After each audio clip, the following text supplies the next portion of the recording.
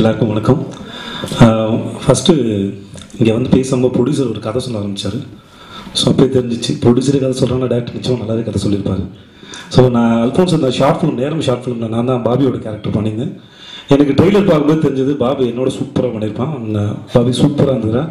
அந்த அல்ஃபோன்ஸ் வந்து ஒரு 4 இயர்ஸ் முன்னாடி 4-5 இயர்ஸ் முன்னாடி 2007 நினைக்கிறேன். அப்போ தான் இந்த நேரம் பற்றி ஒரு சின்ன ட்ரைலர் மாதிரி ஒன்று எடுத்து வந்து என்ன ஒரு டிக்கெட் தான் வெயிட் பண்ண. அப்புறம் அல்ஃபோன்ஸ் அப்போ ஆள் கொஞ்சம் பில்டப் ஓவராக இருந்தது. ஸோ அல்ஃபோன்ஸ் வந்து கண்டிப்பாக எப்படி அதாவது டெக்னிக்கலி வந்து அல்ஃபோன்ஸ் வெரி ஸ்டைலிஷ். அதில் ரொம்ப சவுண்ட் அது கிளியராக இப்போ என்ன சொல்ல வரமோ அது டெக்னிக்காக ரொம்ப ஸ்ட்ராங்காக கிளியராக சொல்லக்கூடிய ஆள். அந்த அல்ஃபோன்ஸ் டீமில் இருக்க ராஜேஷாக இருக்கட்டும், அந்த கேமராமேன் ஆனந்தா இருக்கட்டும், அந்த சவுண்ட் எஃபெக்ட்ஸில் இருக்க விஷ்ணு சங்கராக இருக்கட்டும், எல்லாருமே சப்படி எல்லாருமே சூப்பராக சொல்லுவாங்க. அண்ட் அந்த ப்ரொடியூஸ் பண்ண கதையில் ஒன்று நேரம் நல்லா இருந்தால் அந்த மாட்டு முன்னாடி இருப்போம்னு நினைக்கிறேன், கெட்டதாக அந்த மாட்டுக்கு பின்னாடி இருப்போம்னு நினைக்கிறேன்.